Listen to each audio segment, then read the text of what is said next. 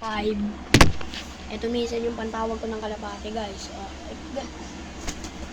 Ito yung ganito lang yan, oh. Ito yung pantawag ko ng kalapate. Tapos pag pinaparonda ko to, tawag doon, nag-whistle na lang ako. Nawala kasing whistle ko, bibili pa ako bukas.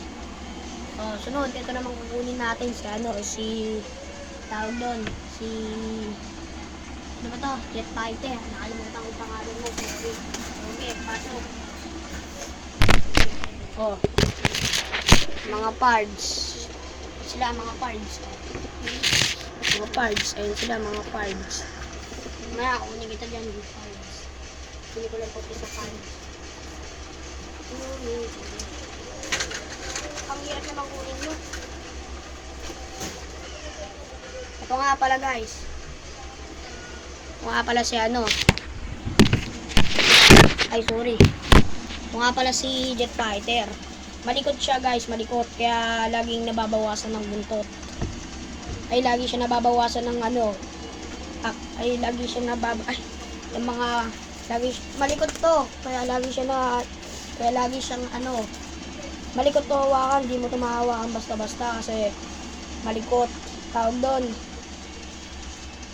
Kaya sa sobrang likod niya, lahat ng yung ibang pakpak niya, yung ibang balahibo natatanggal. Tangina, hirap ah.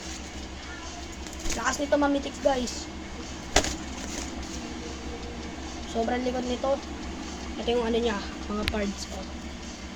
Parts. Mga kalapatids. Ayan, mga kalapatids. Pa isa. Ayan. Minsan, pag wala akong magawa sa buhay ko, lahat ng kalapati ko sa taas, tsaka yan, pinaparonda ko. Tapos eto, malapit na kasi itong mga anak. Eto, alam mo kung anong ginagawa ko dito? Eto, pandagit ko lang to. Alam mo kung bakit ako nandadagit? Kasi, yung mga hindi nakakakain na kalapate, dadagitin niya.